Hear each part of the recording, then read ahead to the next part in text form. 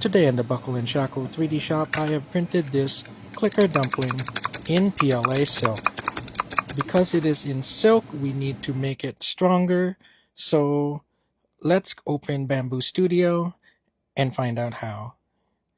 Over here on the plate is my dumpling by Pawpular prints, and I'm gonna print this with Bambu PLA silk. And you'll see here on the bottom of the print, it has a very small footprint, and because PLA silk does not print that well, we are going to modify this to make it print better. So we are going to right click, add a modifier, and select cube.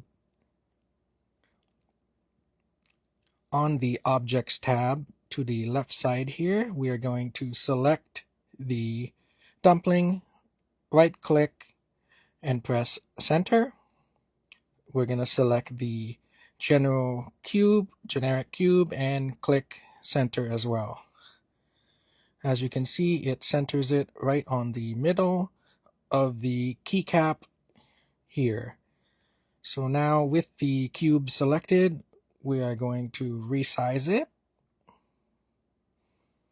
And we are going to make it as big as we can, just so it covers about half of this area. And then on the side view here, you'll see it's a little large, so we're going to shrink it just so it prints a small cube inside.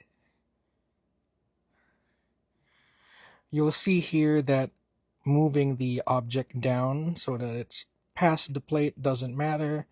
Because it is a modifier, it's just going to print the entire volume in a color that we select. So on the left side of the tabs here, we're going to select the cube and go over here, and we're going to click on the white box right of the generic cube. It says default right now, and we're going to select the basic PLA white that I have selected over here.